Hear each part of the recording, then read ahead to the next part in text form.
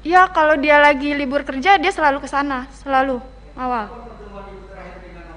Saya hari Kamis, dia izin hari Kamis minggu kemarin. Biasanya hanya 2-3 hari dia berangkat, tapi ini udah lebih nggak pulang. Saya juga dapat informasi itu pas siang hari. Tapi masih simpang siur itu, saya masih belum percaya kalau itu adik saya. Jadi saya masih pas siang hari masih nunggu informasi yang jelas. Sudah.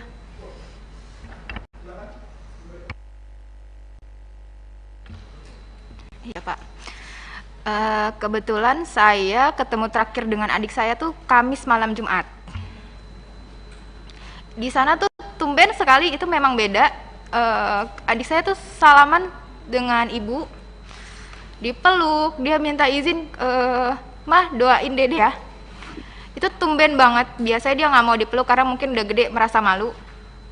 Dan akhirnya, oh ya udah, mau kemana? Mau ngawal Habib ke Megamendung. Di hari Minggu itu saya lupa Sabtu malam Minggu atau Minggu malam Senin itu sempat video call dengan kami, dan itu sehat, dia senyum, lagi ngapain, udah makan atau belum. Lalu ketika di hari Seninnya tiba-tiba ada tim laskar datang ke rumah menanyakan, Davi udah pulang belum?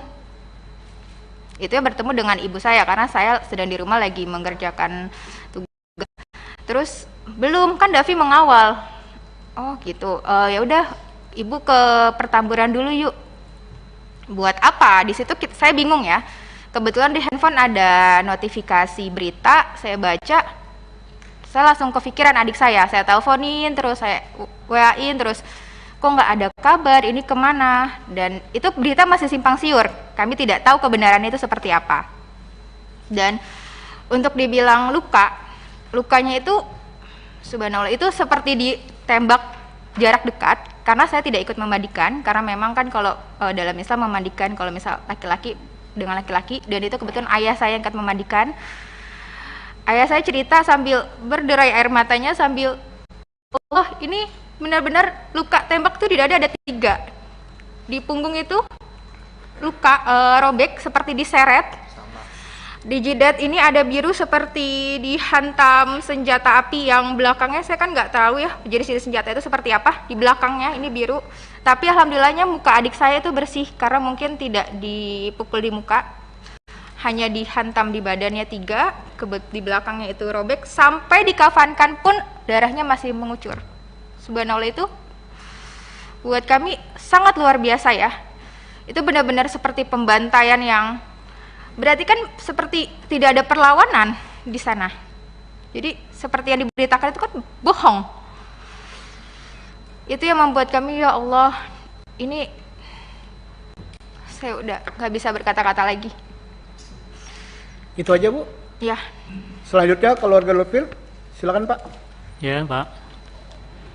Jadi pertama-tama lagi hari Kamis, anak saya mau berangkat pamit, itu Kamis sore. Bi minta ridhonya, Bi saya mengawal Habib, sama uminya begitu juga. Insya Allah saya ridhoin, yang penting jalan yang benar. Anak saya juga nggak pernah membawa senjata apapun, pisau aja nggak pernah, apalagi pistol Pak. Habis itu berangkat. Lalu hari Minggu siang jam 14.00 saya chattingan,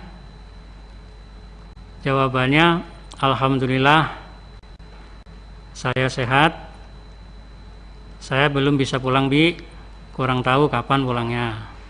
Habis itu saya nggak berhubungan lagi Pak. Tahu-tahu hari Senin kira-kira jam 3 sore itu ada kabar dari tetangga ke rumah bahwa di berita media sosial maupun TV Pak, itu anak saya termasuk yang diculik Pak. Karena apa diculik? Karena saya melihat sendiri pas dimandikan, menyaksikan itu kayak disiksa di punggungnya sini nih kayak geseng, Pak. Terus mohon maaf, kemaluannya itu bekas diinjak dan pipisnya bengkak biru dan tangannya sini terkelupas. Dan juga tembakannya itu dari jarak dekat 4 lubang sini, Pak. Nembus ke belakang semua, Pak. Nauzubillah summa nauzubillah.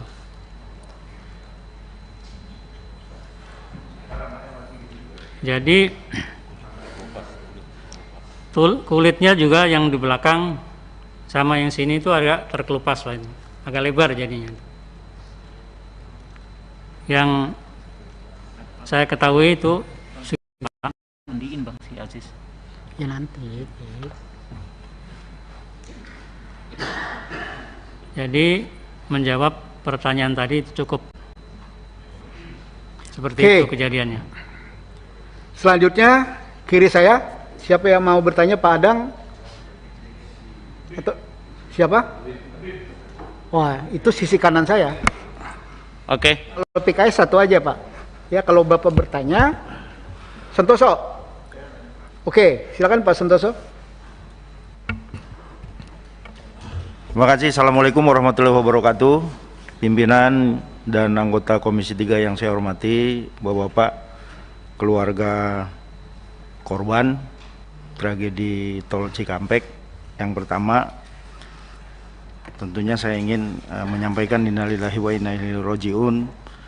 Semoga almarhum husnul khotimah dan keluarga yang ditinggalkan diberikan kekuatan dan ketabahan.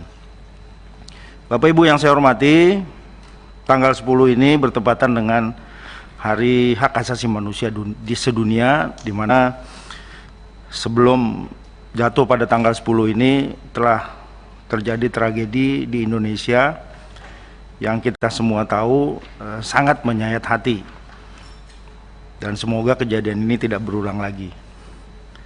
Saya fokus kepada keluarga almarhum ya. Setelah kejadian itu dan almarhum sudah dimakamkan, apakah barang-barang milik almarhum, mungkin termasuk HP-nya atau apa, dikembalikan oleh pihak aparat kepada pihak keluarga? Ini sangat penting, mungkin nanti bisa menjadi pembuktian pada saat proses-proses ini berjalan gitu. Kemudian yang berikutnya, saya ingin menanyakan juga, apakah pihak keluarga atas kejadian ini merasa terancam gitu, atau ada yang mengancam gitu? Karena menurut saya penting juga gitu, karena jangan sampai keluarga bapak ibu sudah menjadi korban, tapi ibu juga terancam, terintimidasi atas musibah ini, sehingga bapak ibu tidak bisa menceritakan, tidak bisa menjelaskan apa-apa yang menjadi korban ya dari pihak keluarga ibu. Saya kira itu pimpinan dari saya, terima kasih. Pertanyaan Saudara Santoso. Yang pertama, apakah ada barang almarhum baik Reza, Andi, Lufi, ya, Kadafi itu pada saat jenazah diserahkan, itu ada yang diserahkan HP atau yang lain? Itu pertanyaannya. Yang kedua, ya, apakah ada ancaman-ancaman terhadap keluarga korban? Ya, agar tidak bersaksi atau tidak ini, tidak menuntut dan macam-macam, ada nggak itu? Itu kan Oke, silakan mulai orang tua Pak Lufil, almarhum Lufil. Ya, terima kasih. Sampaikan bahwasanya barang-barangnya itu KTP pun nggak ada. KTP pun nggak ada, apalagi HP atau tasnya. Biasa itu anak saya bawa tas yang kecil itu buat HP dan lain-lainnya. Jadi KTP pun enggak, atau pakaian juga enggak. Yang keduanya, tadi ada ancaman dan macam-macam, Pak? Saya cuma curiga, kecurigaan saya sendiri, jadi kayak terancam. Jadi banyak wartawan yang tidak jelas gitu, atau orang yang tidak jelas mau menanya yang macam-macam gitu. Tapi insya Allah saya berteguh bahwa saya nggak akan menjawab di situ walaupun ada ancaman apapun. Itu terima kasih. Itu saya. Oke, silakan. Yang mewakili almarhum Qaddafi, silakan. Pertanyaannya ada dua, Bu. Ada barang almarhum Qaddafi nggak? Yang kedua, ada ancaman nggak? Silakan. Ya. Ini juga yang akan saya tanyakan sebenarnya pimpinan.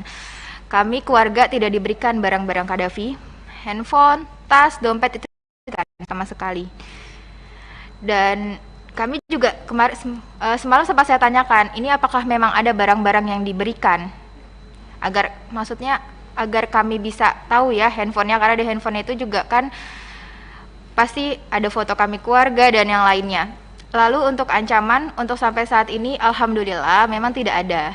Namun sama seperti yang diinformasikan Bapak Lutfi, kami merasa resah karena ketika ada kemarin pada saat di hari Senin, kami kan sekeluarga di Pertamburan semua, itu banyak orang yang datang bilang dari A, B, C untuk menanyakan, sekadar menanyakan, melihat-lihat di sekitar rumah. Itu sangat meresahkan, apalagi kami satu keluarga itu wanita semua, hanya ayah saya saja laki-laki untuk saat ini. Itu yang saat ini dikeluhkan oleh kami. Gimana kalau misalnya nanti ayah saya nggak ada di rumah, di sana hanya wanita saja, lalu nanti banyak orang yang datang. Ada ancaman nggak, Bu? Kalau ancaman secara langsung tidak ada, tapi hanya ada sekitar melihat, menanyakan seperti itu, pimpinan. Oke, terima kasih, Bu ya. Terima kasih. Silakan keluarga Reza dulu. Silakan, Bu. Apakah ada barang Reza pada saat jenazah? Ada atau enggak? Yang kedua, apakah ada ancaman terhadap keluarga Ibu sesudah peristiwa ini? Itu pertanyaan Pak Santoso. Untuk barang Reza nggak ada, tidak ada yang dipulangkan. Untuk ancaman alhamdulillah belum, hanya saja jangan sampai wartawan yang menanyakan keluarga Reza, simpang siur di bolak-balik melihat rumah, menanyakan sama orang-orang sekitar situ tentang Reza. Karena kita juga resah, sama saya seperti Qaddafi.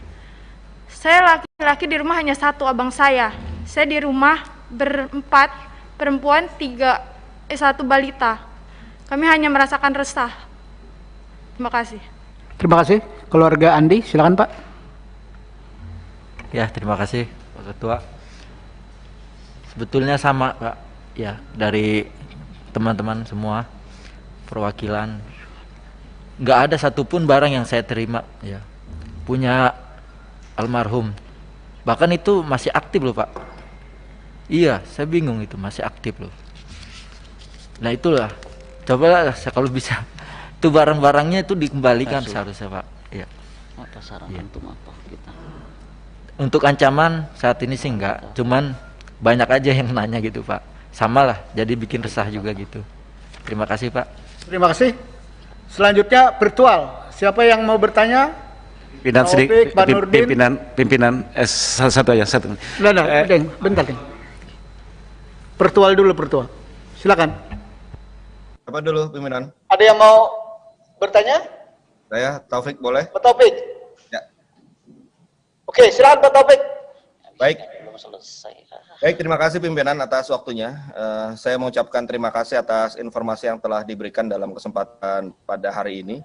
Ya, tentu kita tadi mendengarkan dengan dan pertama-tama saya juga mengucapkan turut berbelasungkawa atas kehilangan anggota keluarga yang dikasihi, dan tentunya seperti juga dalam kesempatan hari ini Komisi 3 akan mengumpulkan informasi ya dari berbagai pihak agar kita semua mendapatkan bahan yang komprehensif untuk kemudian mungkin bisa mengambil langkah-langkah yang sesuai kewenangan yang dimiliki oleh Komisi 3.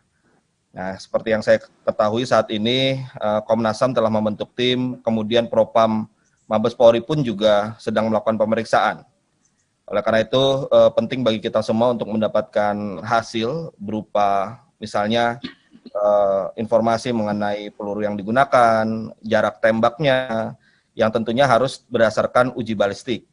Kemudian kondisi jenazah yang kita harus ketahui dengan hasil dari otopsi, ya, yang gunanya mungkin kita bisa melihat arah tembakannya seperti apa, jaraknya seberapa jauh, dan analisis terhadap kondisi penembakannya yang terjadi itu gambarannya seperti apa, tentu didasarkan pada... Sebentar Pak Taufik, rapat kita Pak nanti Pak. Ya, oke. Rapat komisi Pak, tidak perlu disampaikan, ini kita mengelaborasi kira-kira apa yang berkaitan dengan almarhum tersebut. Baik. Menguliahi keluarga yang lagi juga karena musibah. Langsung saja Pak. Pimpinan. Jadi karena itu titik tekan saya adalah pada soal informasi. Nah, pertanyaan saya adalah apakah dari keluarga korban sudah ada penjelasan khusus yang diberikan oleh kepolisian? Mungkin ada perwakilan dari kepolisian yang datang kepada keluarga korban untuk menerangkan beberapa hal secara langsung, atau kalaupun belum ada, mungkin karena kondisinya masih tegang seperti ini atau masih terlalu dekat waktunya, saya juga menyarankan pada keluarga korban, mungkin juga dengan tim pendamping, di sini ada Bang Ahmad Midan dan kawan-kawan ya, untuk bisa membuka komunikasi juga dengan Propam Mabes Polri ya, untuk menanyakan hal-hal yang tadi sempat ditanyakan, bagaimana dengan barang-barang yang ada dimiliki oleh korban, kemudian apa saja tindak lanjut nanti dari Propam. Menurut saya komunikasi seperti ini pun juga tidak ada salahnya untuk dibuka antara keluarga korban dengan pihak Propam Mabes Polri. Demikian pimpinan, terima kasih. Terima kasih Pak Taufik. Ada Taufik ya, yang berkaitan dengan korban. Sudah ada penjelasan nggak secara detail terhadap Reza, ya, terhadap Andi, terhadap Profil, ya, terhadap Kedafi, atau cuma jenazah saja yang diserahkan tanpa ada lampiran keterangan? Itu yang disampaikan sama Pak Taufik. Ada nggak? Ibu, ada nggak? Tidak ada sama sekali. Oke, Pak Andi? Tidak ada ya Pak ya? Oke. Selanjutnya, sayap kanan. Habib, ringkas padat pada tujuan ya. Silakan. Ya, terima kasih.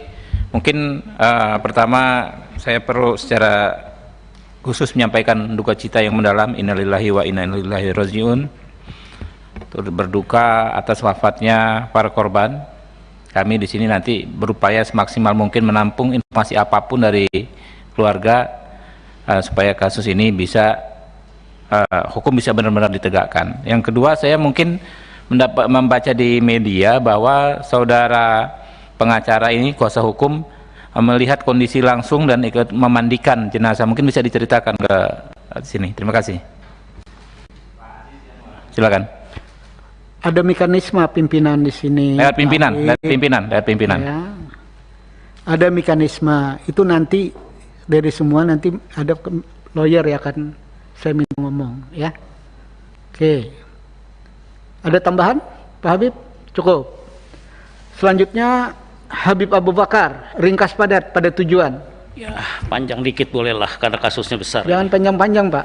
Bismillahirrahmanirrahim. Assalamualaikum warahmatullahi wabarakatuh. Iza asabatkum musibah qalu inna lillahi wa inna ilaihi rajiun. Pak Ketua, para keluarga korban yang saya hormati, hari ini kami Komisi 3 menerima aduan ya keluarga korban, dan saya terus terang aja sampaikan rasa bela sungkawa yang dalam atas wafatnya putra-putra Bapak dan ibu-ibu sekalian. Rasa perasaan Bapak ada juga di perasaan hati kami semua sebagai warga. Terus terang sampai saat ini Ketua, rasanya seharusnya tidak perlu terjadi peristiwa seperti ini Ketua ya. Apa memang harus berujung dengan hilangnya nyawa 6 orang? Tentunya ini harga yang sangat mahal. Padahal selama ini Kapolri selalu menyampaikan bahwa Polri menganut asas halus populi suprema leg esto. Maaf Pak Habib, ini keluarga korban nggak usah dijelaskan ini. Ya sudah, Kita saya sampaikan prihatin. aja Ketua, Itu nanti atau pada keselamatan rakyat adalah hukum tertinggi. Saya juga menyampaikan terima kasih pada bapak-bapak dan ibu-ibu sekalian atas kehadirannya di Komisi 3 ini. Kehadiran bapak-bapak dan ibu-ibu sekalian ini menunjukkan ya 3 hal. Pertama, di tengah kesedihan yang sangat mendalam, bapak-bapak ibu-ibu sekalian tidak gelap mata, tidak main hakim sendiri. Kedua, bapak-bapak dan ibu juga menghormati dan menggunakan jalur yuridis yang ada. Ya, salah satunya mengadu ke Komisi 3 ini. Dan itu konstitusional, diatur dalam undang-undang. Ketiga, ini menunjukkan kepercayaan bapak-bapak dan ibu-ibu kepada kami di Komisi 3. Ketika masyarakat masih mendatangi kami untuk mengadukan masalahnya, ini berarti kami merasa Komisi 3 masih dipercaya oleh rakyat. Karenanya kami tidak akan menyia-nyiakan kepercayaan ini, Ketua. Insya Allah apa yang disampaikan nanti akan diteruskan sesuai dengan mekanisme dan prosedur yang berlaku. Jika kemarin menguat banyak sekali tuntutan dari ormas, tokoh masyarakat, anggota DPR dan lain yang sebagainya yang meminta dibuat tim gabungan pencari fakta, nanti kami coba musyawarahkan dengan para anggota bagaimana mekanisme dan bagaimana aturannya. Oleh karena itu pada keluarga saya mohon sabar ya untuk kami berkoordinasi dan bekerja, dan Komisi 3 membidangi hukum HAM ini dan keamanan insya Allah akan bekerja secara maksimal. Selanjutnya pertanyaan saya dengar juga seperti yang Habib tadi menceritakan, pengacara Yanuar Aziz Yanuar ya. Oke, Pak Habib, substansi aja Pak. Langsung saja, tolong ceritakannya dengan detail setelah kalian memandikan, yang kelihatan benar tuh apa dan apa, jelaskan apa adanya dan kira-kira kesimpulan Anda tuh bagaimana. Terus selanjutnya kepada keluarga setelah kejadian, apa yang didengar dari pihak Polri kepada keluarga masing-masing. Wallahu a'lam bishawab. Terima kasih Ketua. Assalamualaikum warahmatullahi wabarakatuh. Oke, pertanyaan Habib mirip dengan pertanyaan Pak Santoso. Ya. Nanti lawyer akan menjelaskan semua. Di akhir ya Pak ya. Oke. Golkar.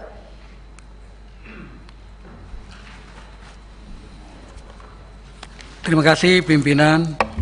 Yang saya hormati pimpinan dan anggota Komisi 3, yang saya hormati para keluarga korban. Pertama-tama saya mengucapkan turut berduka cita yang sedalam-dalamnya atas berpulangnya ke rahmatullah anak keponakan kita yang telah mendahului.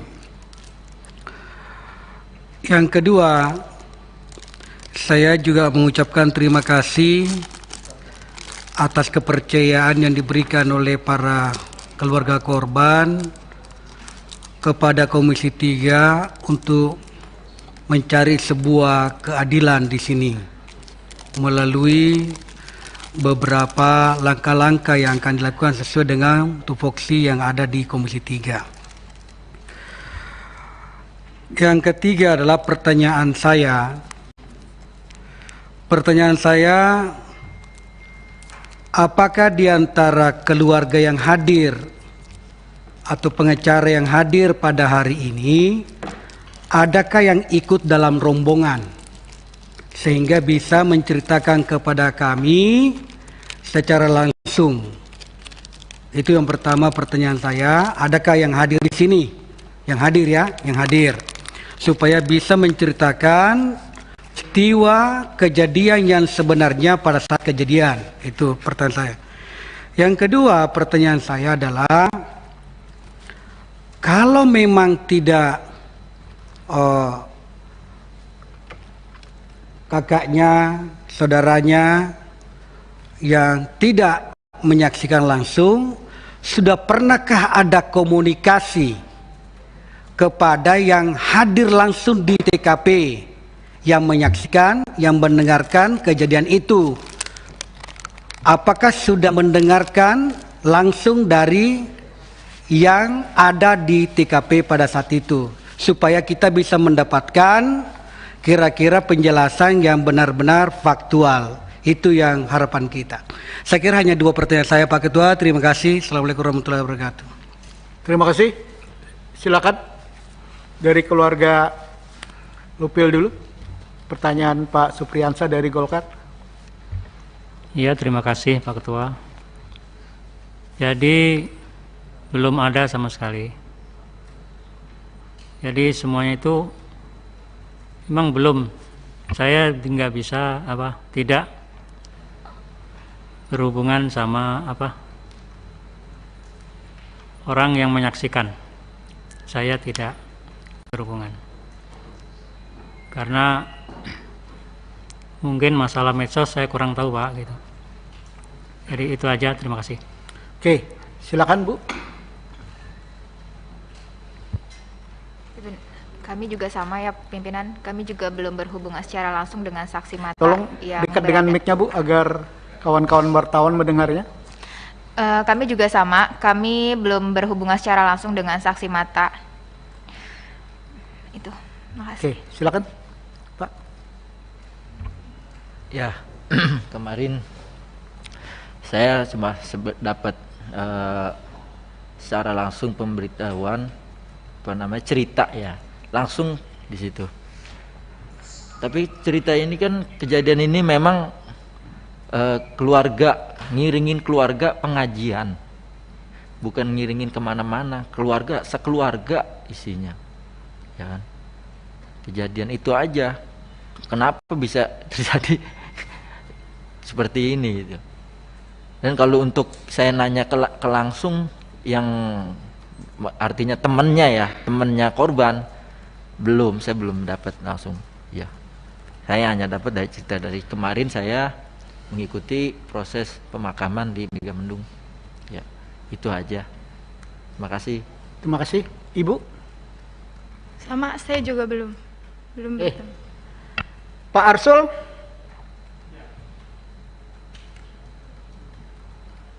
Terima kasih pimpinan atas kesempatan yang diberikan. Bapak Ibu, para keluarga korban yang kami hormati, pertama-tama kami juga ingin menyampaikan rasa duka cita yang mendalam atas wafatnya para laskar atau pengawal di FPI ini. Tentu ini sebuah peristiwa yang luar biasa karena menyangkut 6 nyawa. Pada kesempatan ini kalau diperkenankan pimpinan, saya mohon nanti dibantu. Saya sudah membaca apa yang disampaikan oleh teman-teman tim pendamping, tetapi saya kira perlu lebih komprehensif lagi, terutama yang terkait dengan lokus delikti ya. Di sini ada disebutkan dari kawasan di Bogor kemudian ke tol Jakarta Cikampek, itu belum menggambarkan satu detail saya kira yang diperlukan. Kenapa itu perlu? Sehingga kalau kami nanti dalam menjalankan fungsi-fungsi pengawasan terhadap mitra ini juga mempunyai informasi yang lebih komprehensif, sehingga bisa kami bandingkan antara yang disampaikan oleh teman-teman tim hukum ini dengan katakanlah yang nanti akan dijelaskan oleh pihak kepolisian. Saya kira itu saja Pak Desmond, terima kasih kalau diizinkan untuk mendapatkan penjelasan yang lebih komprehensif tentang peristiwa itu. Karena misalnya di media disebut-sebut di kilometer 50 dan segala macam itu kan bangsa di daerah sekitar antara Kerawang Barat dan Kerawang Timur kan kira-kira. Itu, terima kasih. Terima kasih. Saya cuma ingatkan Pak Arsul, lawyer ini kan lawyer keluarga korban. Lawyer keluarga korban. Jadi pertanyaan Pak Arsul itu kita harus bertanya kepada juru bicara EPE ya, Pak Munarman ya. Itu lebih tepat ya, bicara kronologisnya. Ya. Jadi nanti mungkin ya lawyer ngomong apapun nih boleh nanti ya terakhir ya. Ada 3 pertanyaan dari 2 Habib ya, 1 Pak Arsul yang nanti dijawab ringan Pak. Selanjutnya Atria Dahlan. Silakan Pak Darya. Terima kasih Ketua. pimpinan Komisi 3 yang saya hormati, anggota Komisi 3 yang saya hormati, para keluarga korban, keluarga kami yang saya hormati, yang saya banggakan. Pertama-tama selamat datang di gedung DPR ini, rumahnya rakyat, rumah semuanya termasuk juga rumahnya FPI. Terima kasih sudah percaya sama kami, sama DPR. Tadi juga sudah memberikan info, begitu lugas, sepertinya kita ini memang tidak bersekat. Saya yakin informasi yang tadi merupakan bagian dari pengayaan Komisi 3 untuk melihat fakta ini sehingga bisa lebih jernih lagi. Kami semua tentunya sepakat, fraksi PDI Perjuangan juga sepakat untuk mencari titik terang sehingga tidak ada polemik terkait dengan fakta yang sesungguhnya. Bahkan kita juga melepaskan kesempatan kepada semua pihak, ada Komnas HAM, ada Mabes Polri, ada Propam, ya, siapapun yang ingin mencari kejelasan perkara ini, kita lindungi dan kita nyatakan itu sebagai suatu proses yang sangat konstitusional. Berikut secara resmi atas nama PDI Perjuangan kami mengucapkan turut berduka cita yang mendalam, bela sungkawa yang sedalam-dalamnya atas meninggalnya 6 orang keluarga Bapak Ibu yang gugur dalam peristiwa yang kita bicarakan pada hari ini. Saya tentunya prihatin, ya, walau bagaimanapun setiap proses penegakan hukum ini harusnya tidak hanya berkepastian tapi proporsional dan humanis.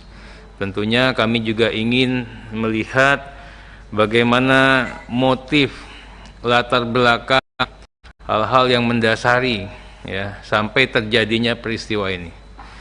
Kalau kita melihat di hilirnya saja kejadiannya seperti ini. Pak Tirya, mereka ini keluarga korban. Iya, ini saya baru mau nanya. Ya, jadi ya. Silakan. Belum dimulai Pak Ketua. Nah, kalau kita mungkin lihat hulunya, semua pihak akan sama-sama juga bisa memberikan gambaran. Tadi dikatakan di sini keluarganya Bapak Ibu ini kan pengawal khusus, ya. Saya ingin nanyakan apakah pengawal khusus ini memang betul-betul terlembaga di institusi FPI atau memang gerakan-gerakan spontan? Karena tadi kan adanya saya datang setiap hari Kamis, Jumat, Sabtu misalnya. Nah, jadi kan itu kan tidak terlembaga. Kalau namanya pengawalan itu kan memang setiap hari-harinya memang ada di situ.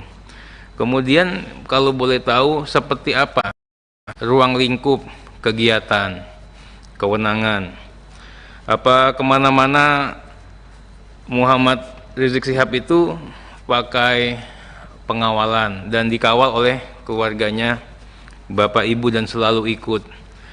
Ada berapa jumlah satuan pengawalan yang seperti ini? Kemudian juga tadi memang diaturannya kan tidak dipersenjatai. Makanya saya juga ingin itu memang kalau logika akal sehatnya kok masa punya senjata, ya, nggak mungkin, ya. Tapi kita ingin sampaikan nanti, boleh nggak nanti dicari teman-teman yang betul-betul meyakinkan, yang teryakinkan kita semua memang hadir pada saat itu, memang keluarganya Bapak Ibu itu memang tidak dipersenjatai. Nanti Pak Pengacara mohon, ini saya membantu sebenarnya, membantu teman-teman juga untuk bisa. Kemudian katanya Pak Muhammad Rizik Syihab ini dikuntit, diikuti dan diintai, Pak Pengacara, ya. Nanti itu waktu dilakukan perbuatan seperti itu, apa sudah ada laporan ke kepolisian bahwa kita ini merasa nggak nyaman ini dilakukan pemantauan seperti itu? Sudah dilaporkan ke polisi atau ke siapa? Saya itu tidak mau mendebat fakta. Yang satu bilang bawa senjata, yang satu bilang tidak bawa senjata di hadapan Bapak Ibu. Karena pertama-tama Bapak Ibu ini kan korban. Empati kami kepada Bapak Ibu sudah pasti kami berikan. Tapi atas nama objektivitas tentunya kami juga mohon nanti Bapak Ibu bisa menghadirkan teman-teman yang turut terlibat di situ, yang bisa memberikan keyakinan bahwa memang ini memang nggak ada yang bawa senjata, itu loh. Sehingga nanti kita bisa lebih gampang lagi untuk untuk memastikan dan memperjuangkan fakta hukum ini di hadapan, ya, salah satunya mungkin mitra kami yang dari kepolisian. Kami tentunya membantu dan memberikan atensi yang sebesar-besarnya.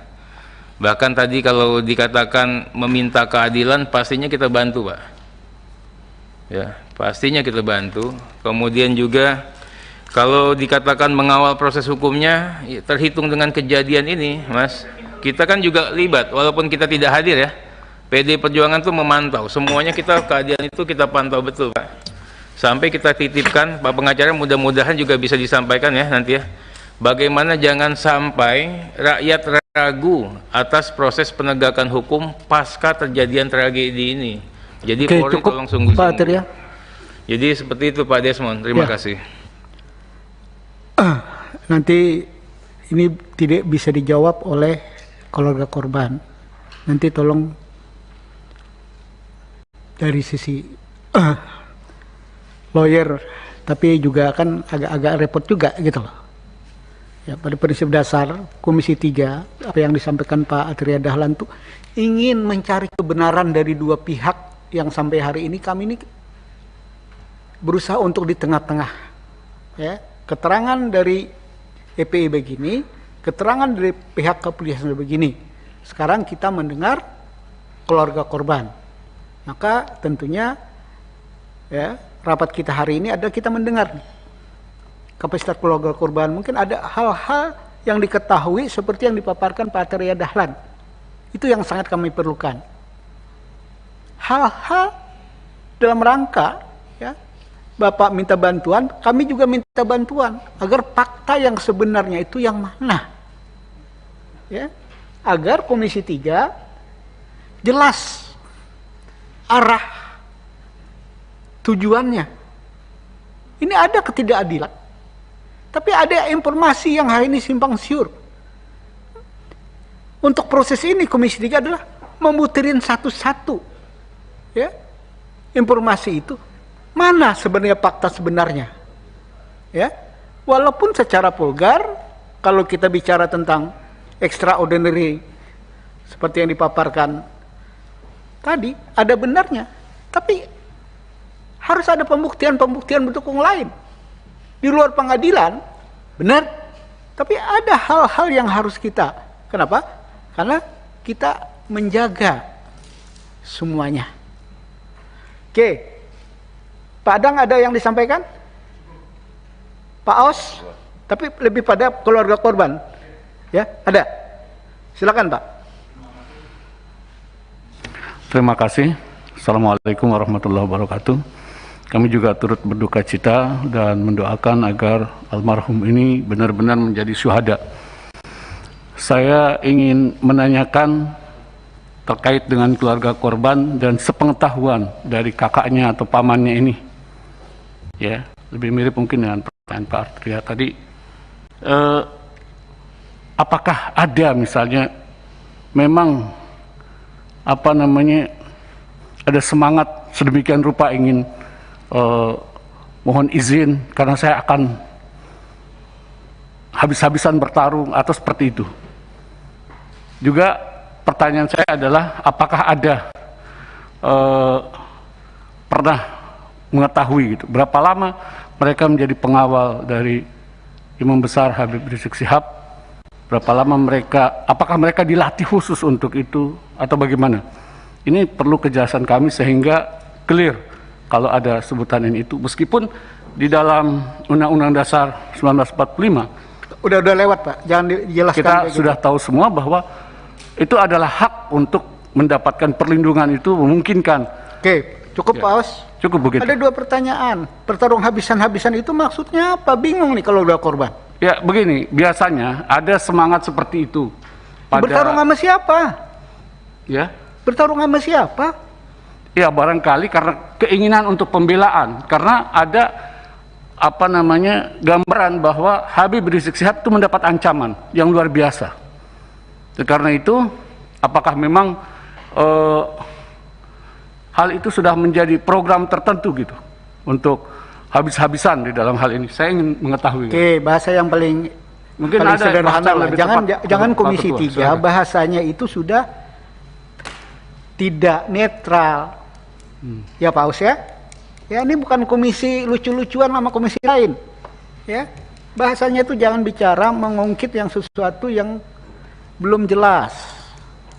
Saya tegur ini sebagai pimpinan. Ya, mau bentrok kapan bentroknya? Ya. Yang harus didengar apa yang dijelaskan oleh keluarga korban. Itu ada persiapan perang nggak ada kan Bu? Ya lo nggak ada kok ada pertanyaan ini. Gitu. Yang cocok pertanyaannya, ya ada nggak ya pelatihan khusus untuk melakukan pengawal? Nah itu agak relevan. Silakan, ada nggak pelatihan khusus itu? Yang Ibu ketahuin, kalau nggak tahu nggak usah dijawab Ibu-ibu. Ya, permisi Bapak Ketua, terima Silakan. kasih. Saya hanya klarifikasi ya, karena begini.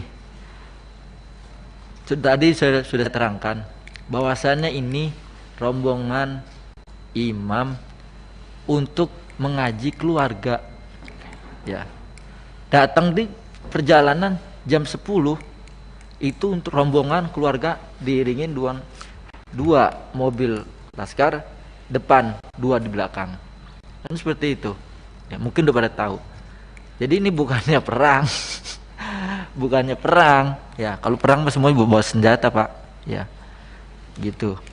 Yang kedua tadi untuk mengetahui laskar pasukan khusus ya, saya kan itu nggak ke situ ya, nggak tahu ya. Nggak tahu apakah khusus apa. Mungkin khusus itu maksudnya khusus pada saat itu yang ditugaskan oleh imam. Gitu. Ya. Gitu, Pak. Dan masalah pistol ya. Sekarang begini Pak logikanya. Pistol kayaknya udah tahu harganya berapa pistol mungkin ya. Laskar ini, pejuang-pejuang Islam ini sukarela Pak, dengan hati nurani. Mau beli baju aja pakai nyicil. Maaf ya Pak ya. Sekarang gimana bisa ada punya senjata seperti itu? Iya. Pak, seperti itu. Saya juga Terima kasih. Gini loh Pak. Kalau ini laskar kan tentara. Jadi bingung juga saya. Laskar ini tentara untuk perang juga, perang sama siapa? Ini loh, saya juga jadi bingung. Gitu loh. Kalau ini laskar, ini kan perang, juga nggak benar ini. Ya, saya sebagai pimpinan Komisi 3 melihat hal-hal kayak gini jadi kayak negara ini dalam keadaan perang semua. Jadi kalau udah laskar-laskaran ini sama saja. Zaman kita laskar pra-revolusi. Kaki saya juga komandan laskar. Untuk ini. Tapi tujuannya kemerdekaan. Nah, laskar sekarang tujuannya apa? Mau mendirikan negara Islam. Itu melawan konstitusi. Hal-hal kayak gini menurut saya, ya, harus hati-hati, ya. Jangan sampai Indonesia yang sudah damai di tengah problemnya yang sangat banyak, kok berantuk sama kita. Memang kita mau bubarkan negara ini? Kan tidak. Yang saya pahami, Habib tidak mau bubarkan agama kan, gitu loh. Jadi kita hati-hati ya sebagai anak bangsa. Jangan diantara kita kesannya mau perang-perangan. Ya kalau perang-perangan, ya kita-kita juga yang jadi lucu. Agak keluar konteks saya, karena ini bicara tentang berbangsa. Masa kita rusak yang udah kita bangun, karena kepentingan-kepentingan politik kan lucu, Pak. Sudah saatnya kita cooling down untuk menghadapi persoalan COVID, yang kapan selesainya tidak jelas. Bangsa ini untuk bertahan aja udah bagus gitu loh. Oke, ada yang mau disampaikan yang berkaitan dengan pertanyaan ini? Ketua, izin Ketua. Silakan. Dimyati Ketua. Saya turut berduka cita kepada Ibu Bapak sekalian yang kepada keluarga almarhum syuhada. Saya hanya menanyakan, ini kan ada aspirasi. Ada nggak dokumen tambahan? Mungkin teman-teman udah ada yang nanyakan mungkin ya. Ada nggak dokumen tambahan foto atau video terkait jenazah itu? Demikian, makasih Ketua. Terima kasih Pak Demiati. Yang mana mungkin mereka keluarga korban yang tidak terlibat apa-apa, mereka ini menyampaikan tentang problem keluarga mereka, keluh kesah mereka, minta keadilan atas peristiwa ini yang saya tangkap. Betul nggak Bapak Ibu-Ibu? Gitu loh. Dokumen apa? Mereka ini bukan lawyer, bukan bagian dari katanya mandi yang dibilang tadi. Anak-anak mereka, saudara mereka adalah dapat giliran tugas untuk mengawal Habib dalam proses pengajian. Kan Bapak begitu bilangnya. Ketua, izin Ketua. Kan memandikan tadi tahu lah lukanya. Oh itu nanti lawyer Pak. Ada fotonya nggak itu? Makasih Ketua. Itu lawyer Pak. Nanti kita kasih ruang. Karena salah satu lawyer ada memandikan, ceritakan itu aja nanti Pak ya. Oke. Ada Romo yang berkaitan yang ditanya keluarga korban? Ada yang lain? Kalau tidak ada, terakhir pimpinan. Terima kasih pimpinan.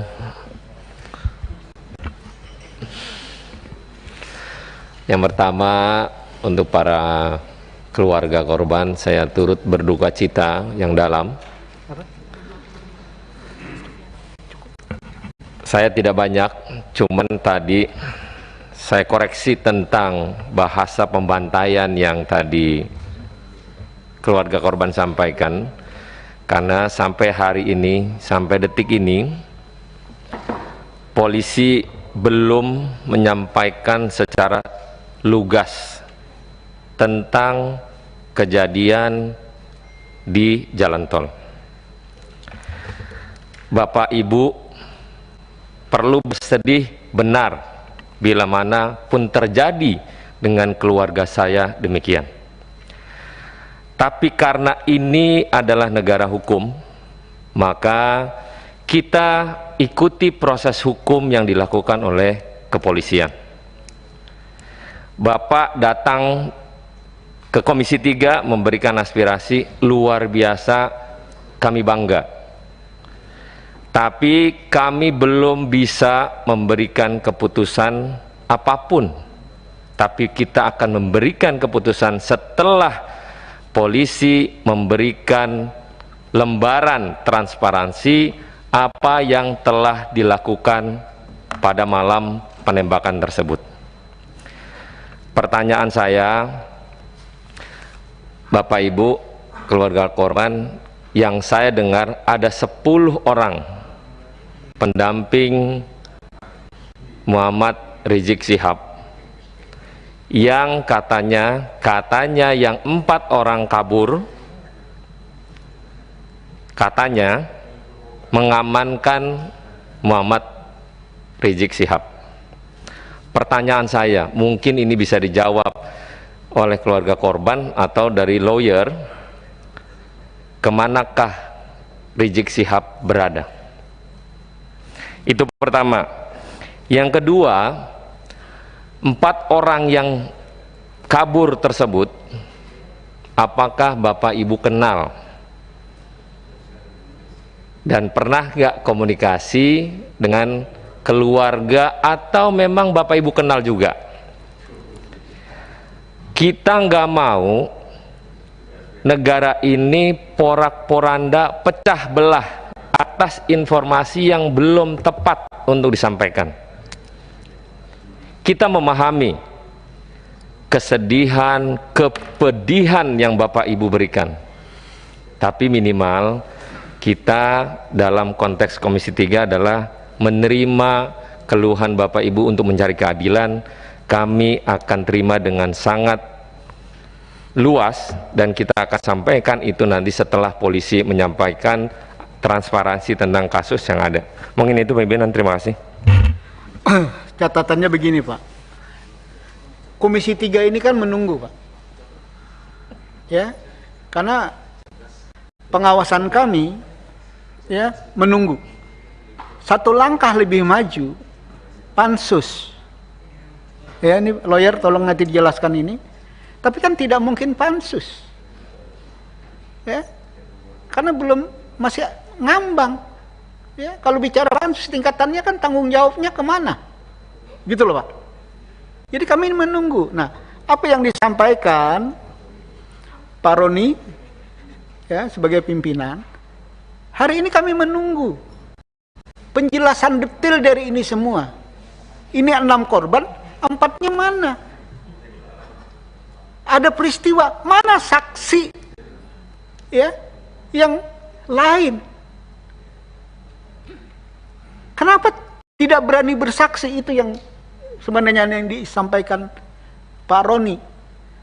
Saksi ini agar semuanya jadi jernih. Hari ini baru sebatas keterangan polisi, keterangan dari pihak FPI. Agak susah bagi Komisi 3. Ya, hari ini Komisi 3 belum bersikap apa-apa. Karena masih menunggu. Kenapa menunggu? Karena belum. Maka ada Komnas HAM, ya, ada Amnesty International. Apakah nanti pemerintah akan melakukan tim independen seperti biasanya? Jadi kami belum rapat menentukan langkah-langkah, karena kami mengharapkan FPI datang ke Komisi 3, kita akan dengarkan. Ya, sebelum tentunya kami panggil pihak kepolisian. Kalau FPI tidak memberi bisa penjelasan ke Komisi 3 apakah rapat terbuka atau tertutup, tidak mungkin kami mengundang mitra.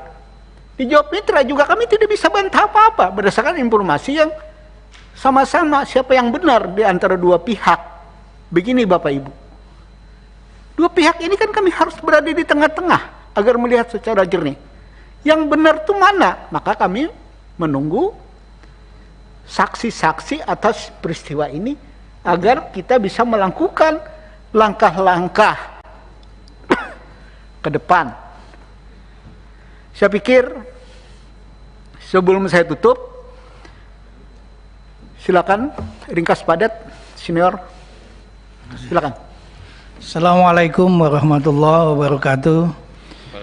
Pimpinan sidang yang kami hormati, seluruh anggota Komisi 3, kami mengucapkan terima kasih yang sebesar-besarnya pada kesempatan ini telah diterima dengan baik, dan kami sangat berharap bahwa Komisi 3 sesuai dengan mekanismenya. Harapan kami tentu karena ini kasus yang cukup besar, bahkan karena kita bicara negara kita negara hukum, maka apa yang terjadi pada saat ini adalah bagian lain terasa mencederai institusi penegak hukum terdepan, polisi. Oleh karena itu, kita harus mencari fakta dan bukti yang transparan, imparsial dan objektif terhadap kasus ini. Oleh karenanya, melalui Komisi 3 kami menghimbau untuk dapat mendorong agar dibentuk tim pencari fakta.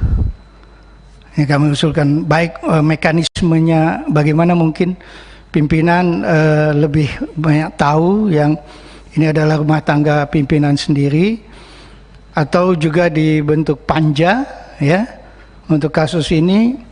Menarik tentang fakta yang harus terungkap. Tadi kan ada satu pertanyaan yang berkaitan dengan handphone, dan saat ini handphone itu begitu berarti terhadap merekam kejadian-kejadian. Oleh karena itu, menurut hemat kami, karena dari keluarga tadi belum ada yang mendapat pengembalian, dari tim penasihat hukum juga tidak dapatkan itu.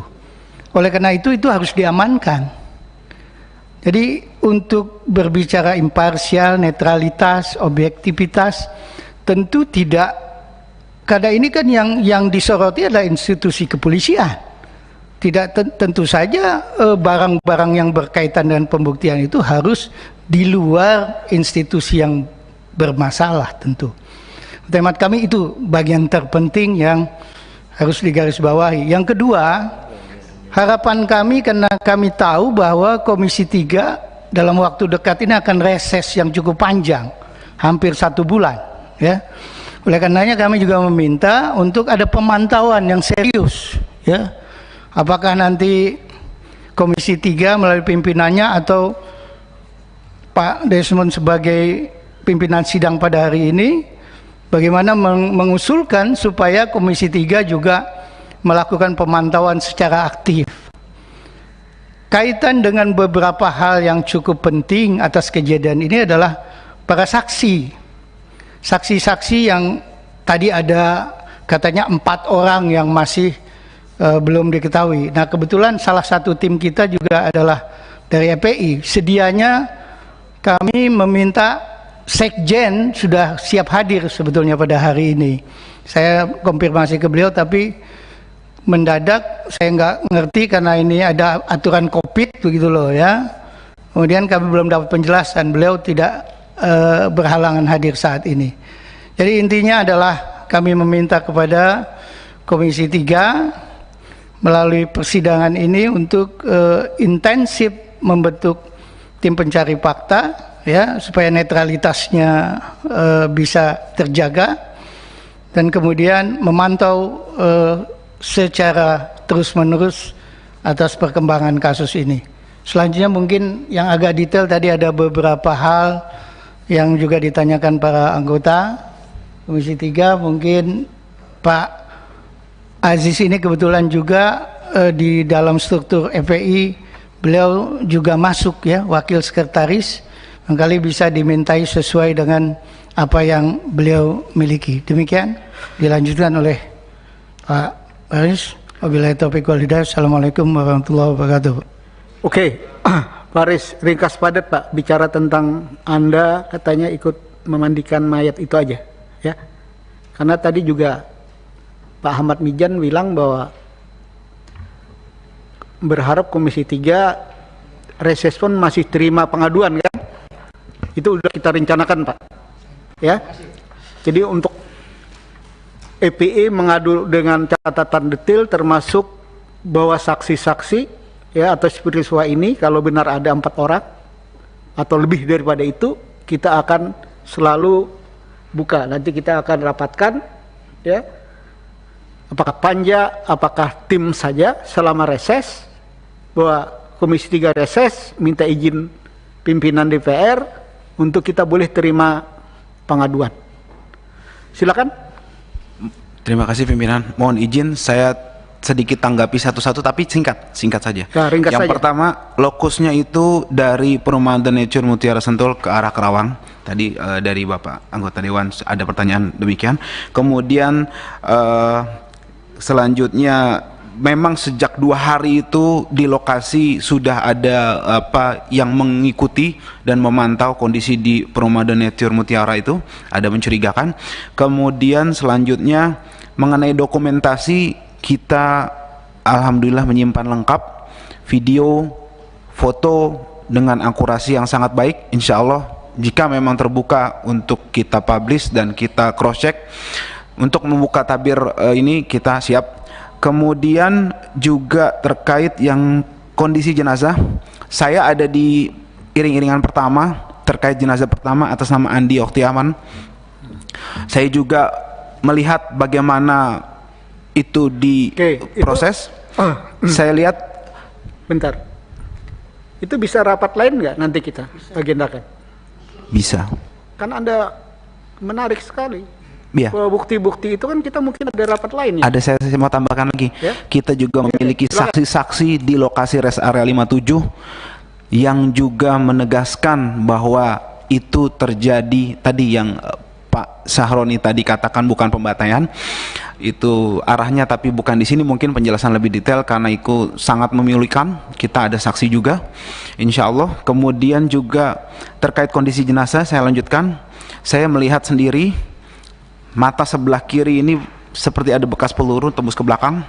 Kemudian ketika dimandikan kondisinya hampir semua tubuh badan ini ada bekas lubang peluru tembus ke belakang. Ada satu juga di kepala belakang telinga tembus ke sini, artinya dia dari samping.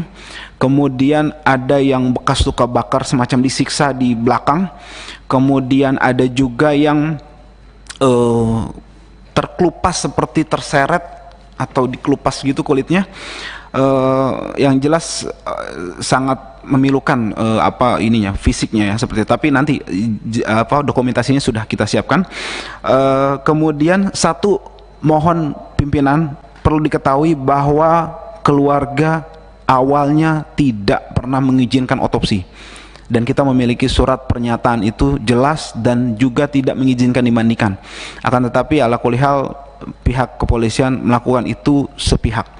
Kemudian yang terakhir terkait iring-iringan, saya sedikit koreksi bahwa penjelasan bahwa ada yang kabur terkait dengan kondisi-kondisi itu menurut kami itu sangat tidak logis, dan saksi yang beriring-iringan menegaskan bahwa satu mobil itu saja yang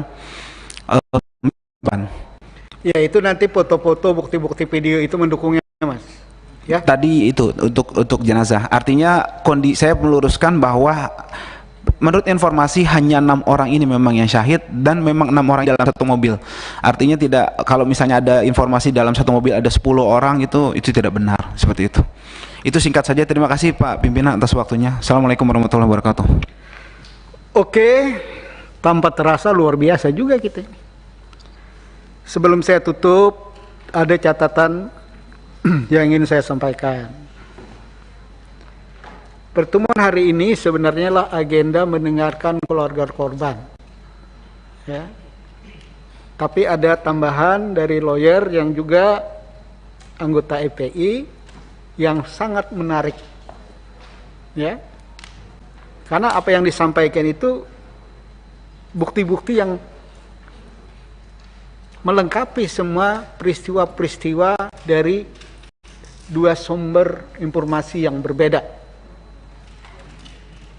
Mana pihak kepolisian, mana pihak FPI, ya.